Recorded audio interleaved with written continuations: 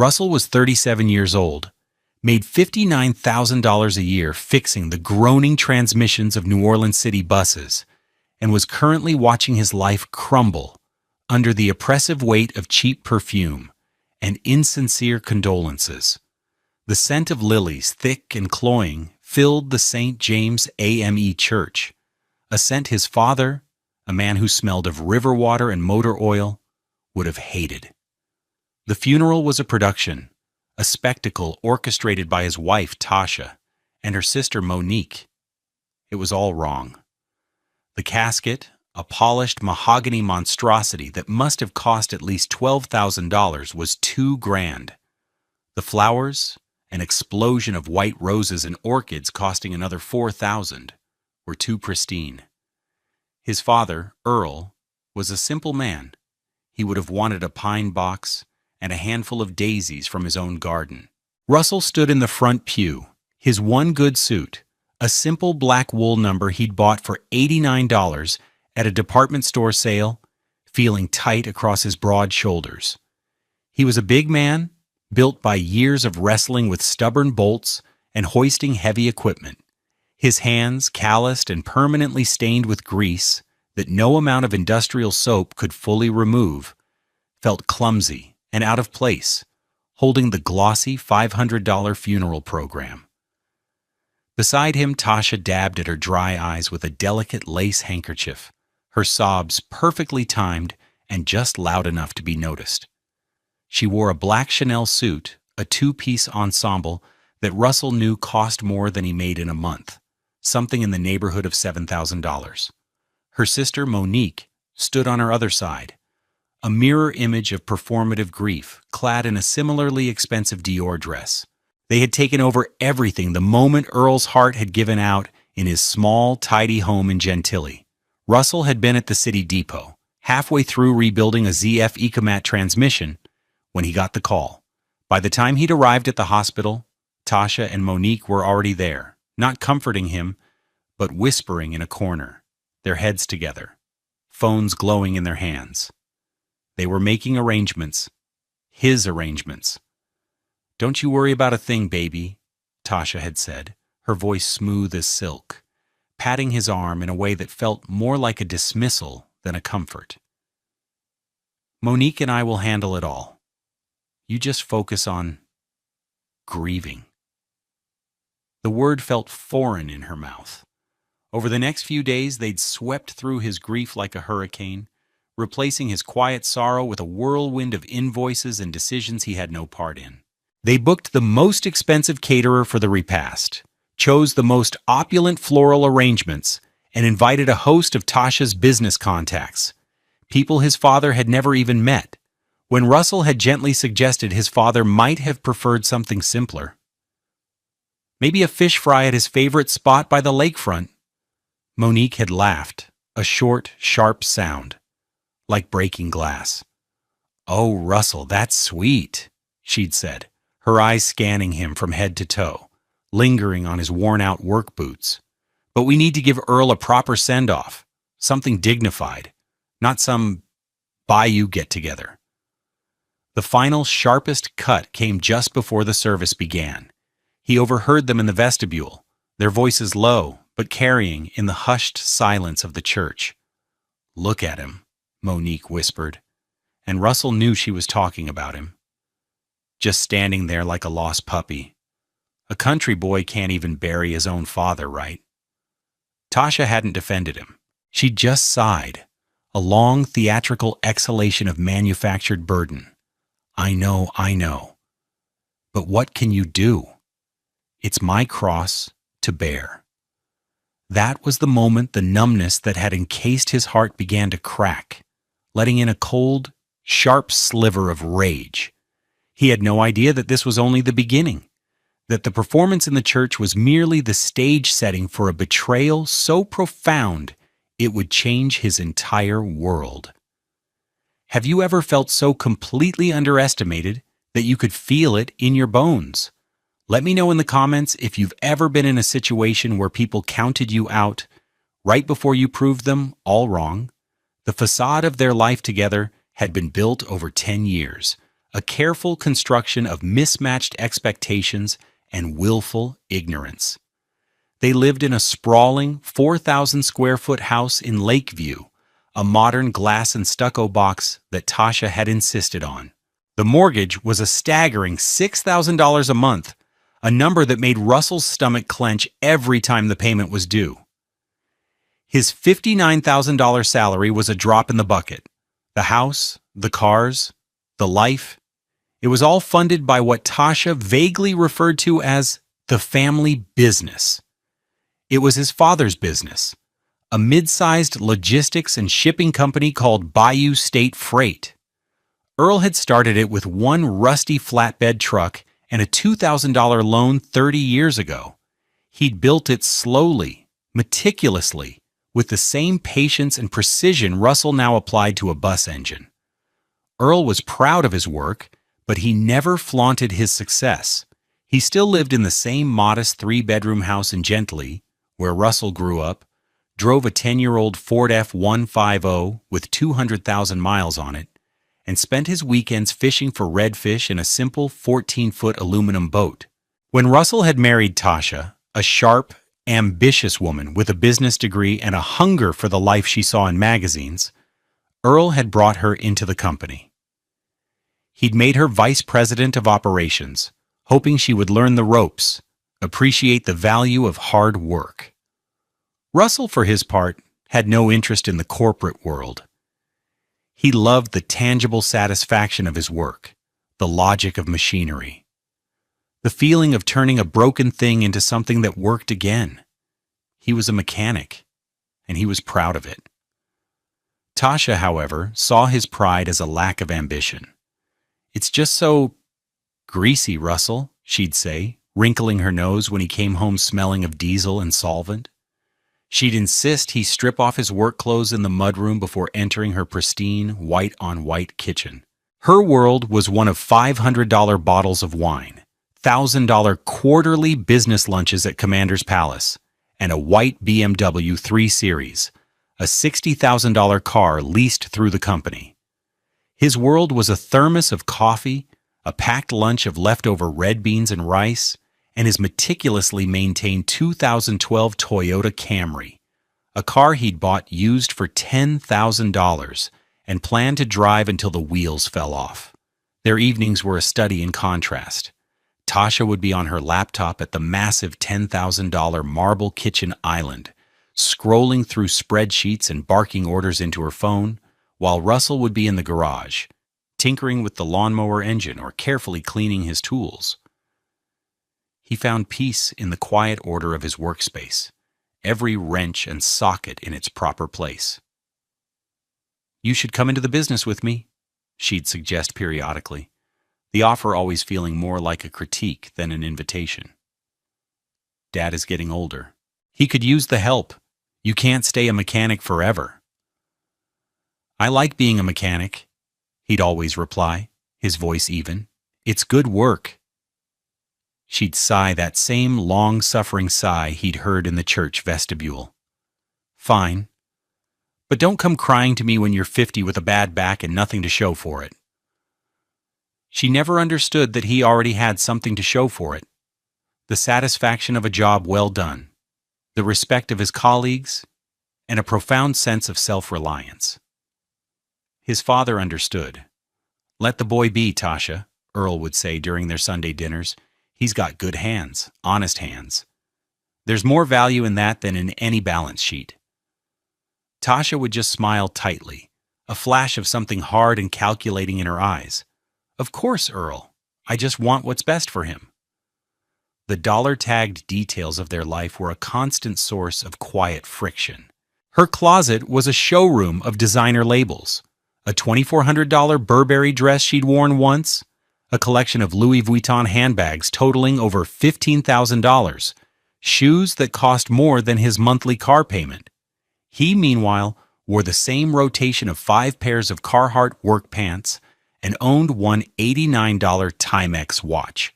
When the water heater broke, she immediately called a plumber whose emergency fee was $400. Russell, who could have fixed it himself for the cost of a $30 thermocouple, was at work and came home to find the bill on the counter. "It's a business expense, sweetie," she'd said, waving a dismissive hand. "Don't worry about it." Everything was a business expense.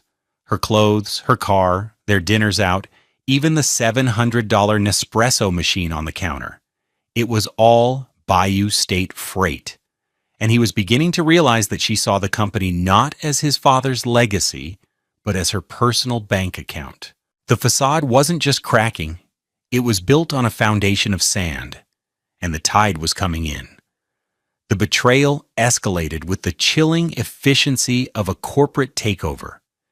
In the days following his father's death, Russell's grief was a fog, and through that fog, Tasha and Monique moved with sharp, predatory purpose.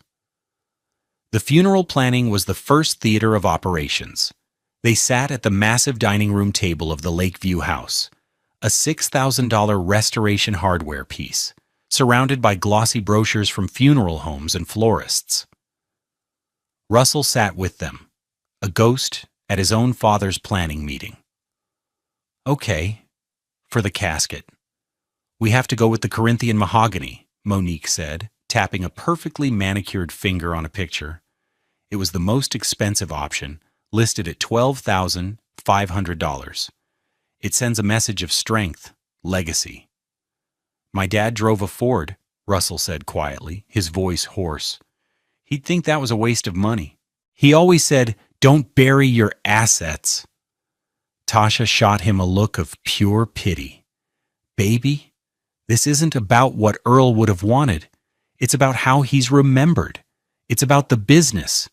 We have to project an image of stability for the clients, for the bank." "His clients knew him," Russell countered. "They knew he was a straight shooter who didn't waste money. They'd respect a simple service more." "That's not how the world works, Russell," Monique said, her tone dripping with condescension. "You fix buses. We run a multi-million-dollar company. Let us handle the optics." He fell silent, the fight draining out of him. He was outmaneuvered. His genuine love for his father dismissed as naive sentimentality. They chose the flowers, the catering, the church, each choice more expensive and less personal than the last. He felt like he was being erased from his own father's story, replaced by a sanitized, corporate-approved version that Tasha and Monique were authoring. The funeral itself was the height of their performance. Tasha's eulogy was a masterpiece of vague platitudes and business-centric praise. She spoke of Earl's vision and his dedication to the logistics industry. She didn't mention his laugh, or the way he taught Russell how to bait a hook, or his terrible singing voice when a good song came on the old radio in his workshop. Russell sat in the front pew, his heart a cold, heavy stone in his chest, listening to a eulogy for a stranger. He watched as Tasha's business associates, men in $8,000 Armani suits, nodded gravely, looking impressed. This wasn't a funeral. It was a networking event. The true calculated strike, however, happened at the repast.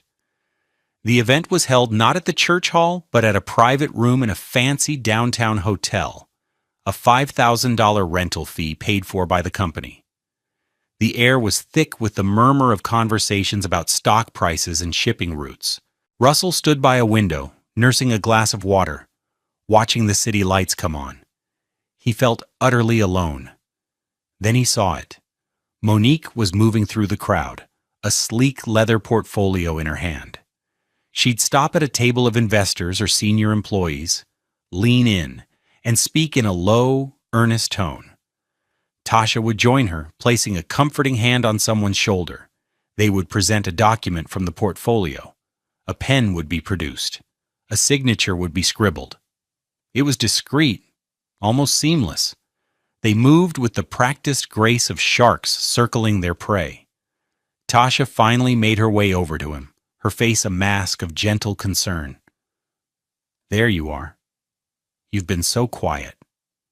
"Just thinking," he said. "I know this is hard," she said, her voice dropping to a conspiratorial whisper. "But we have to be strong. For the company. There's just A little bit of paperwork we need to get through to ensure a smooth transition. Daddy Earl wouldn't want the business to suffer. Paperwork? Russell asked, a knot of unease tightening in his gut. Just formalities. Monique is handling it. We're just getting some signatures to make sure everything stays stable. She patted his chest. Don't you worry your handsome head about it. It's all taken care of. She kissed his cheek, a dry, papery kiss that left a smear of expensive lipstick.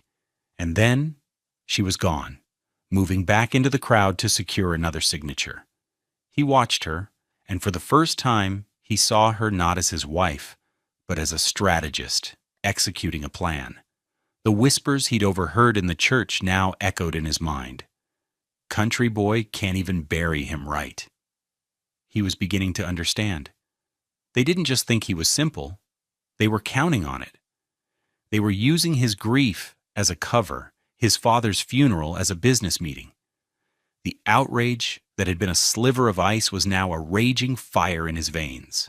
He had no idea what the papers were, not yet, but he knew with a certainty that chilled him to the bone that he was being robbed in broad daylight, surrounded by people offering their deepest sympathies. The depth of the betrayal was staggering, a cold, dark abyss opening up right at his feet. The discovery happened at 8:17 p.m. The last of the guests had departed from the repast, leaving behind a room that smelled of stale food and ambition. Russell had driven Tasha and Monique back to the Lakeview house. The silence in the $60,000 BMW thick with their unspoken triumph. They thought he was oblivious, a grieving simpleton they could easily manage.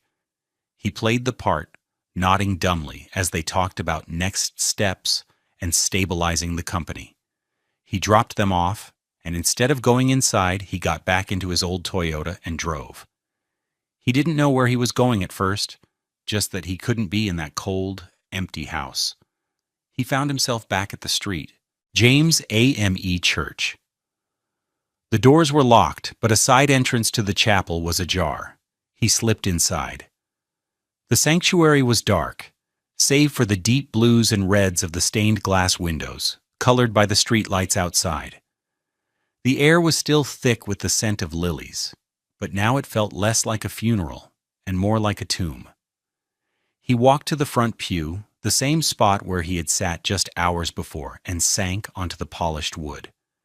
The silence was absolute, a profound emptiness that echoed the one in his heart. He was alone with his grief, finally. He sat there for a long time, letting the tears he hadn't been able to shed finally come. They were hot, silent tears of sorrow and a white-hot, rising anger. His hand brushed against the funeral program he had left on the seat beside him. He picked it up. It was a heavy cardstock booklet with a professionally shot photo of his father on the front, a photo Tasha had chosen from a corporate event, not a family picture. He ran his thumb over his father's smiling face. As he did, he felt it. A thickness, a stiffness in the center of the booklet that shouldn't have been there. His fingers, trained to detect the slightest imperfection in a piece of machinery, found the edge of a folded paper tucked deep within the program's staple. His heart began to pound, a slow, heavy drumbeat in the silent church. With a strange sense of dread, he carefully worked the paper free. It was folded into a small, tight square. He unfolded it. It was a single sheet of high-quality bond paper, bearing the letterhead of Bayou State Freight. The title at the top read, Consent of Shareholder and Transfer of Ownership. His eyes scanned the dense legal text. He was a mechanic, not a lawyer, but the words were brutally clear. The document stated that the majority shareholder, Tasha Monet Boudreau, was transferring her complete ownership stake, listed as 100%, to her sister, Monique Devereaux, for the symbolic sum of $1. It cited a clause in the corporate bylaws allowing for an immediate transfer upon the incapacitation or death of the company's president, Earl Russell. It was dated for that very day. At the bottom were two signature lines, One was for Tasha, signed in her flamboyant looping script. The other was for Monique, a sharp, angular signature, and below that, a space for a notary public, which was stamped and signed. They had brought a notary to the repast. The sheer, cold-blooded audacity of it stole his breath. He folded the paper back up, his hands trembling slightly. This was one of the documents they had been circulating. This was the paperwork. They weren't stabilizing the company. They were stealing it.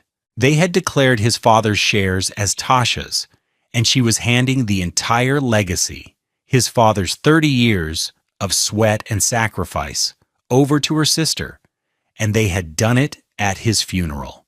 They had used his father's memorial to execute a coup. He looked around the empty church. The painted eyes of the saints in the stained glass windows seemed to watch him. He felt a profound, chilling clarity descend upon him. The grief was still there, a raw, open wound. But now it was accompanied by a cold, hard resolve. They had made a critical mistake. They had underestimated the country boy. They thought he was just a simple mechanic who wouldn't understand the paperwork. But a mechanic knows one thing better than anyone. For every complex problem, there is a simple, elegant solution. You just have to find the right tool. He carefully tucked the folded document into the inside pocket of his $89 suit jacket. It felt as heavy as a weapon. The drive home was a masterclass in control.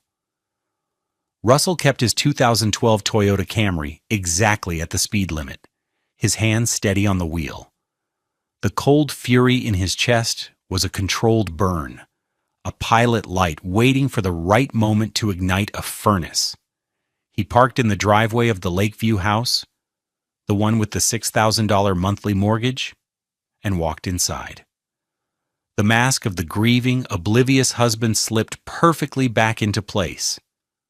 Tasha and Monique were in the kitchen, sitting at the $10,000 marble island, celebrating with a bottle of Veuve Clicquot, a champagne that cost $150 a bottle. The empty bottle sat next to a newly opened one. Their laughter was loud and sharp in the cavernous white room. "Oh, there you are, sweetie," Tasha said, her words slightly slurred. She held up her glass. "We were just toasting to Dad, to his legacy." "That's nice," Russell said, his voice flat.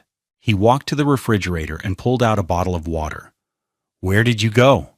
Monique asked, her eyes narrowed with suspicion. "You were gone for a while." "Just drove around," Russell said, taking a long sip of water. He leaned against the counter, watching them. "Needed to clear my head." This was his first lie, the first stone laid in a new foundation of strategic deception. It felt surprisingly easy. "Well, you missed the celebration," Tasha said, smiling a wide, triumphant smile. "Monique is going to do such a wonderful job. She has so many ideas for the company. We're going to take it global." "Is that right?" Russell said, his gaze calm and steady. He was gathering evidence now, not with paper, but with his eyes and ears. Every boast, every condescending remark was another piece of the puzzle. "Oh, absolutely," Monique chirped, her confidence buoyed by the champagne. "Your father, bless his heart, was a bit old-fashioned. He kept things too small, too local. But the potential for growth is massive. We're talking a $50 million valuation within 3 years if we leverage our assets correctly." They had no idea that they were confessing to him. They saw him as part of the furniture, a harmless fixture in the background of their grand plans. He nodded slowly. "Dad always said slow and steady wins the race." Tasha laughed, a condescending titter. "That's adorable, Russell, but this is the big leagues. You don't win by being slow. You win by being bold." She got up and walked over to him, wrapping her arms around his neck. Her perfume was overpowering. "I'm so glad I don't have to worry you with the details. You just rest. I'll handle everything." He looked into her eyes. searching for any flicker of the woman he had married. He found nothing, only a cold, hard ambition. He let her kiss him, then gently disentangled himself. I'm tired. I think I'm going to turn in. Over the next week, he played the part of the broken widower's son to perfection. He went to his job at the city depot, losing himself in the familiar grease and steel of the buses. At home, he was quiet and withdrawn, which Tasha and Monique interpreted as incapacitating grief. They would hold meetings at the house, spreading financial documents and marketing plans across the dining room table. He would walk through the room to get a glass of water, and they would quiet down, exchanging pitying looks until he was gone. One evening, he came home to find Tasha on the phone, pacing in the living room. No, the line of credit needs to be extended to $2 million, she was saying, her voice sharp and commanding. We're acquiring a new fleet. Yes, I have signatory authority now. The paperwork was finalized yesterday. She saw him, and her voice instantly softened. I'll have to call you back, she cooed into the phone and hung up. Oh, honey, just more boring business stuff, trying to keep your dad's legacy safe. You're working so hard, he said, the words tasting like ash in his mouth. Someone has to, she said, sighing dramatically. It's a heavy burden, but I'm doing it for us, for our future. Each lie was a scene, a small act in the play they were directing, and he was the silent audience. He listened as they discussed firing his father's oldest employee, a man named Frank, who had been with Earl since the beginning. He's dead weight, Monique said. Loyal, but useless in the new paradigm. He heard them planning a lavish rebranding party that would cost the company over $50,000. He recorded it all in a small notebook he kept hidden in his toolbox at the depot. Dates, times, quotes. He was no longer just a mechanic. He was an investigator, and his wife and sister-in-law were the most willing, arrogant witnesses he could have asked for. They thought they were building an empire, but every word they spoke was just another brick in the wall of their own prison. The turning point came on a Tuesday morning, exactly 1 week after the funeral. At 9:05 a.m., during his coffee break at the depot, Russell sat in the quiet of his Toyota and pulled out his father's old wallet. He'd cleared out his dad's house over the weekend, a painful but necessary task. Tucked in a worn leather flap was a business card, creased and soft with age. It read, Lucien Dubois, Esquire, Dubois and Associates, Estate and Corporate Law. He remembered his father mentioning the name once, years ago. If anything ever happens to me, Earl had said, you call Lucien. He knows where all the bodies are buried. Russell dialed the number. A crisp, professional voice answered. He asked for Mr. Dubois. When the attorney came on the line, his voice was wary. Who is this? My name is Russell Boudreau. I'm Earl Boudreau's son. There was a pause on the other end of the line. The silence stretched, filled with a weight Russell didn't understand. Then, Dubois' voice changed, becoming warmer, more serious. Mr. Boudreau, I am so very sorry for your loss. Your father was a great man. I was expecting your call. You were? Yes? We have a great deal to discuss. Can you be at my office this afternoon? Say, 3 o'clock? It's in the CBD on Poydras Street. That afternoon, Russell left work early, telling his supervisor he had a family matter to attend to. He changed out of his greasy coveralls into a clean pair of jeans and a polo shirt. He felt out of place as he walked into the lobby of the gleaming glass tower on Poydras Street. Dubois and Associates was on the 45th floor. The office was the opposite of Tasha's flashy modernism. It was old money, dark wood, leather-bound books, a faint smell of paper and polish. Lucien Dubois was a tall, elegant black man in his late 60s, with a neatly trimmed gray beard and eyes that seemed to see everything. He wore a perfectly tailored gray suit that probably cost $3,000. He greeted Russell with a firm handshake and led him into a large corner office with a panoramic view of the Mississippi River. "Please sit," Dubois said, gesturing to a leather armchair. "Can I get you anything? Coffee? Water?" "Water is fine, thank you." Dubois poured him a glass from a crystal pitcher. "Your father and I were friends for over 30 years. He was my first client when I was just a young lawyer with a rented office and a mountain of debt. He was the most honorable man I have ever known." Russell nodded, a lump forming in his throat. "He said you knew where the bodies were buried." Dubois smiled faintly. "He always was a character. In this case, it's not bodies. It's trusts and corporate structures." He leaned forward, his expression serious. "Russell, what I'm about to tell you is confidential. Your father was a very shrewd man. He was also a very private one. He saw the way your wife and her sister operated. He wasn't blind." Russell felt a jolt. He knew. He suspected. He hoped he was wrong, but Earl was not a man who relied on hope alone. He believed in contingency plans. Dubois slid a thick, blue leather-bound folder across the polished desk. 5 years ago, your father and I restructured his entire estate and his business holdings. On paper, Bayou State Freight was run by Tasha, yes. But Bayou State Freight is, and has been for 5 years, a wholly owned subsidiary of another entity. He tapped the folder. "This is the charter for the Crescent City Holdings Group, a parent company your father established. According to this document, the sole director and 100% shareholder of Crescent City Holdings is not Earl Boudreau. It is you." The air left Russell's lungs. He stared at the folder, then at Dubois. "Me?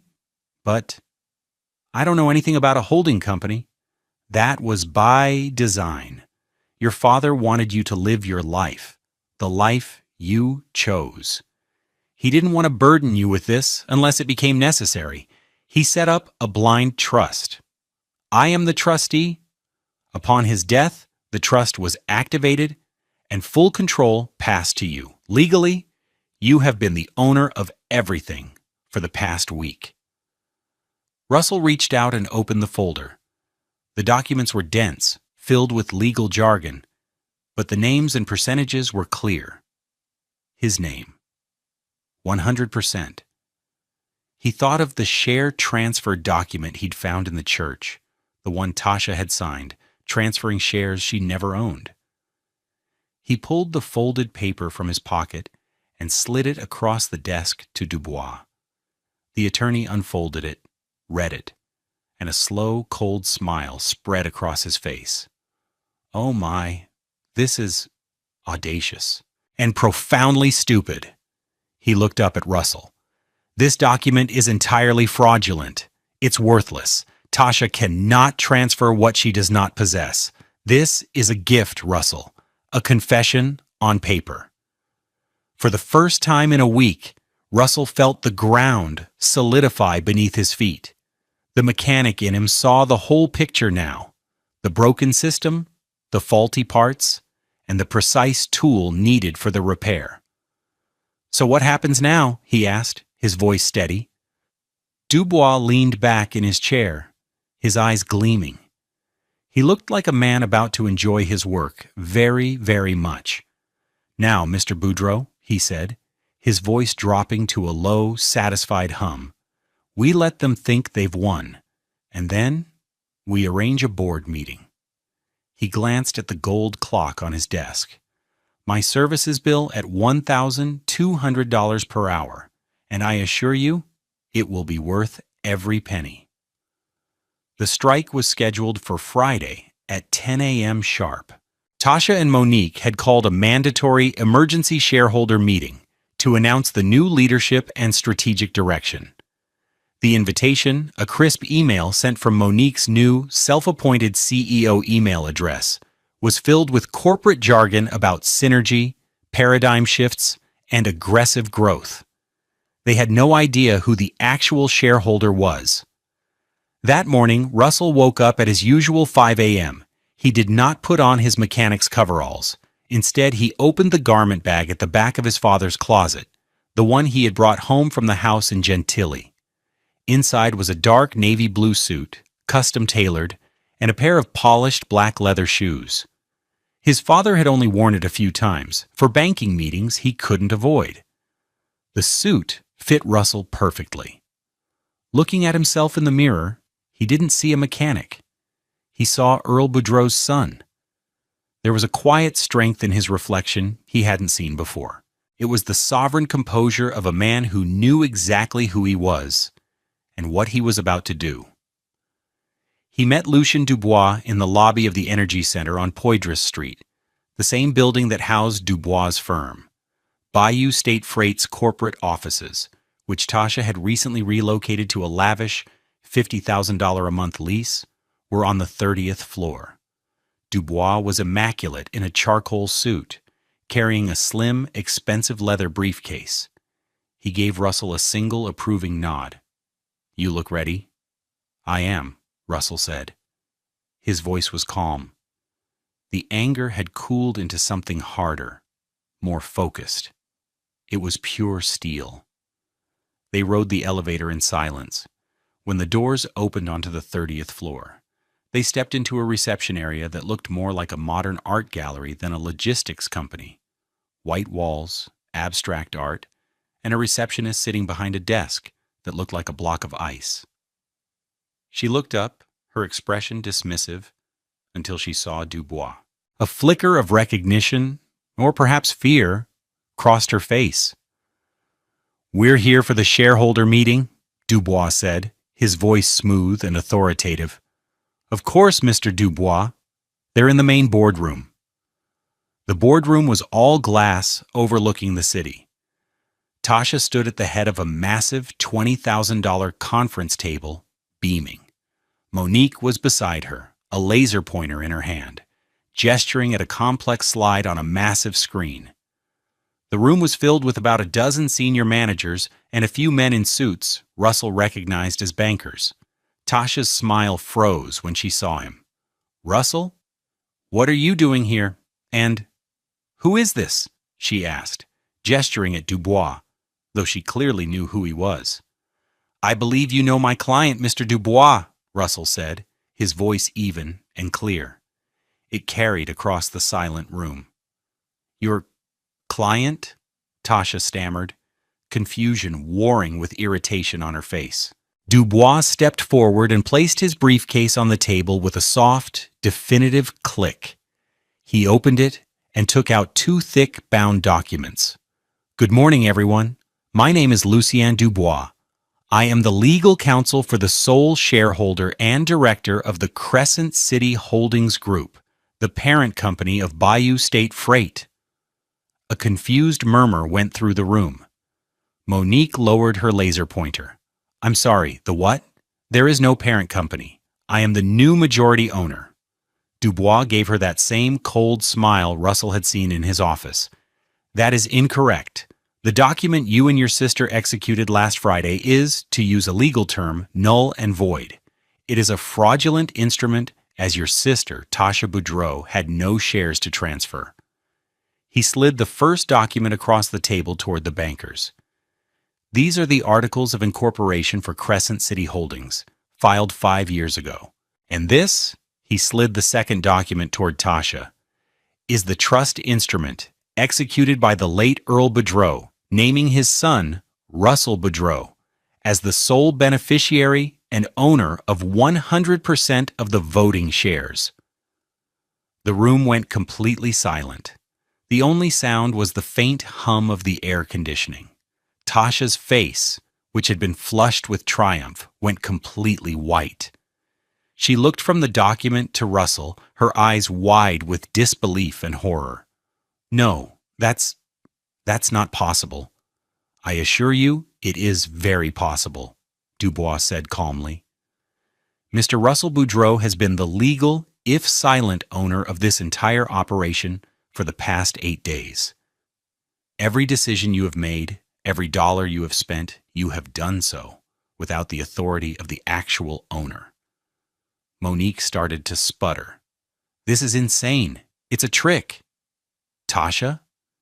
But Tasha was just staring at Russell, her mouth opening and closing silently. All the arrogance, all the condescension, had vanished, replaced by raw, primal panic. Russell finally spoke. He walked slowly to the head of the table, standing where she had been just moments before. He looked at her, his expression unreadable. "You said you were just handling paperwork to ensure a smooth transition," he said, his voice quiet, but carrying the weight of a judge's sentence. He was using her own words, the callback technique he and Dubois had discussed. "This is just the last piece of that paperwork." He turned to the room. "As of this moment, Tasha Boudreau and Monique Devereaux are removed from the board of directors, and their employment with this company is terminated, effective immediately. Security will escort them from the premises." Tasha finally found her voice, a strangled shriek. "Russell, you can't do this. I'm your wife." "That," Russell said, his gaze as cold and hard as the glass walls around them, "is a matter we'll be discussing through our lawyers." Two uniformed security guards entered the room, summoned by Dubois with a discreet text message. As they moved toward Tasha and Monique, the collapse was total. Monique started crying, a messy, ugly sound. Tasha cycled through the stages of desperation, pleading with Russell, screaming at Dubois, threatening lawsuits. But it was all just noise. The country boy, the simple mechanic, had just taken apart her entire world with the precision of a master technician, and he had done it without ever raising his voice. The consequences cascaded with the swift, unforgiving logic of gravity. For Tasha and Monique, the fall was not just professional, it was total. The life they had built on the foundation of Earl Boudreau's hard work was dismantled piece by piece, with the same methodical precision Russell used to strip an engine. The first consequence was immediate. As security escorted a sobbing Monique and a still screaming Tasha from the boardroom, their corporate access was revoked. Emails bounced back. Key cards ceased to function. The digital and physical doors to their empire slammed shut in their faces. The second consequence hit Tasha an hour later. She was at Saks Fifth Avenue, attempting to soothe her fury with a $5,000 shopping spree when her corporate American Express was declined. The cashier's polite but firm "I'm sorry, ma'am" echoed louder than any boardroom pronouncement. She tried another card, the company Visa. Declined. The public humiliation was a small, bitter taste of what was to come. The credit cards, with their combined limit of $100,000, had been canceled by a single phone call from Russell's new CFO, Frank, the man she had planned to fire, whom Russell had immediately promoted. The third consequence arrived via courier that afternoon, a termination notice for the lease on her $60,000 white BMW 3 Series. The leasing company, under contract with Bayou State Freight, was instructed to repossess the vehicle within 24 hours. She woke up the next morning to see it being loaded onto a flatbed truck in front of the Lakeview house, a sight for all the neighbors to see. The fourth, and perhaps most devastating consequence, was served by a process server that evening. Divorce papers. Russell had filed for divorce on the grounds of fraud. The petition included a detailed accounting of her use of company funds for personal expenses and a copy of the fraudulent share transfer document. Her access to their joint bank accounts, which contained little of Russell's money but was her primary source of ready cash, was frozen by court order. Within a month, the Lakeview house, with its crushing $6,000 mortgage now solely her responsibility, was in foreclosure. Tasha, stripped of her income, her car, and her credit, was forced to sell off her designer clothes and handbags on consignment just to make rent on a small, one-bedroom apartment in Metairie. The $15,000 Louis Vuitton collection fetched less than $5,000. The Chanel suits were sold for pennies on the dollar. Monique's downfall was just as swift. Fired for cause and implicated in the fraudulent transfer, her reputation in the New Orleans business community was destroyed. The story of the boardroom coup spread like wildfire. No one would hire her. Her condo in the warehouse district went on the market, and she was forced to move back in with her parents. For Bayou State Freight, the changes were profound.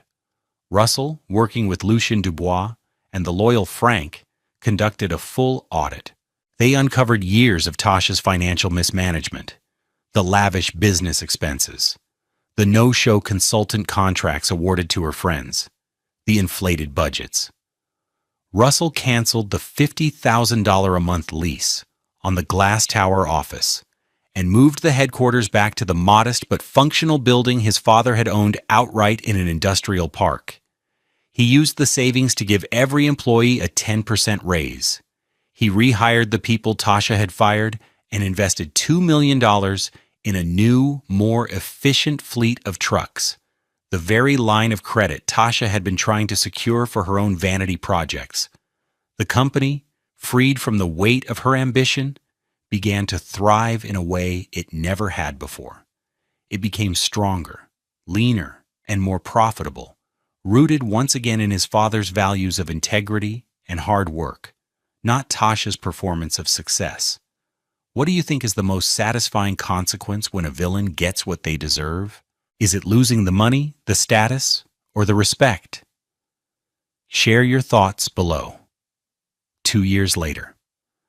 The late afternoon sun cast long shadows across the marsh, turning the water of Lake Pontchartrain to liquid gold.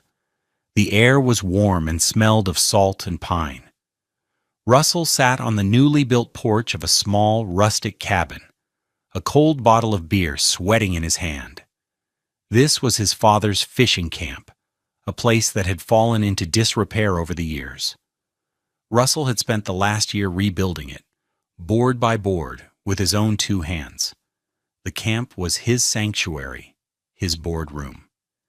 It was here he made his best decisions, far from the noise of the city and the lingering ghosts of his past. Bayou State Freight was more successful than ever, a testament to his father's solid foundation. Russell wasn't the CEO. He'd given that title to Frank, who deserved it. Russell served as the chairman of the board, guiding the company with a quiet, steady hand, but he refused to let it consume him. He still lived in his father's old house in Gentilly, the one Tasha had despised. He still drove a Toyota, though it was a newer model Tundra now, paid for in cash. The $15 million trust fund remained largely untouched, a silent testament to a world he had access to but chose not to fully inhabit. A young man named Marcus, barely 19, emerged from under the raised cabin, wiping grease from his hands with a rag. He was the first recipient of the Earl Boudreau Memorial Scholarship, a program Russell had established to put promising kids from his old neighborhood through trade school. Part of the scholarship was a weekend apprenticeship with Russell himself. "Got it, Mr. B," Marcus said, a proud grin on his face. "The generator's running smooth now. The fuel line was clogged, just like you said." "Good work, son," Russell said, smiling. "You've got a good feel for it. You listen to the machine, it'll tell you what's wrong." Marcus sat on the steps of the porch. "My mama says I should be trying to get a job like yours, at the top of the company." Russell took a long drink of his beer, watching a pelican dive for its dinner out on the lake. There's nothing wrong with that, but there's nothing wrong with this either. Never let anyone make you feel ashamed of working with your hands. There's more honor in a well-fixed engine than in a well-told lie. He reached into his wallet and pulled out a worn, creased piece of paper, folded into a small square. It wasn't the fraudulent transfer document. He'd had that framed, a reminder that hung in his private office. This was something else. He unfolded it. It was a crude drawing his father had made for him when he was a little boy, a map of the fishing camp drawn in crayon on a diner napkin. X's marked the best spots for catching redfish. A lopsided drawing of a smiling sun was in the corner. He looked at the simple, loving drawing, this piece of paper that represented the real inheritance his father had left him. It wasn't the money, or the company, or the power. It was a legacy of character. It was the knowledge of how to fix things that were broken, whether they were made of steel or of spirit. It was the value of honest work, the peace of a quiet life, and the sovereign composure that comes from knowing exactly who you are. True wealth isn't measured in stock portfolios or square footage. It's measured in the skills you possess, the peace you cultivate, and the positive impact you have on the people around you. It's the quiet satisfaction of building a life, not just an empire. Thank you for joining me on this journey. If this story resonated with you, please consider liking and subscribing to Love Beyond Pride for more stories of justice and redemption. Your support helps us continue to share these powerful narratives.